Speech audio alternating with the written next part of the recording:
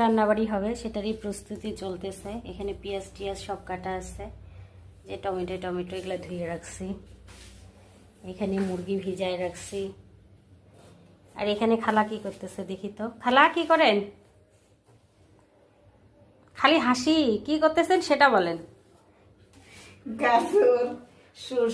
গাজর তারপরে কাঁকরোল পটল তারপরে ঝিঙ্গা তরকারি সবজি।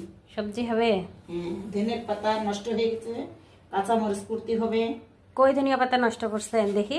ওই যে ধনিয়া পাতাগুলো নষ্ট হয়ে গেল, এত দামের ধনিয়া পাতাগুলা বের করেন তো দেখি কোথায় নষ্ট হয়েছে।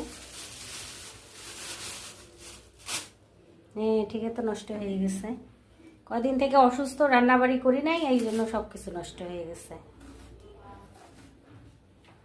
তা কাটেন খালা, আপনার কাটাকাটি হলে আমি রান্না বসাবো।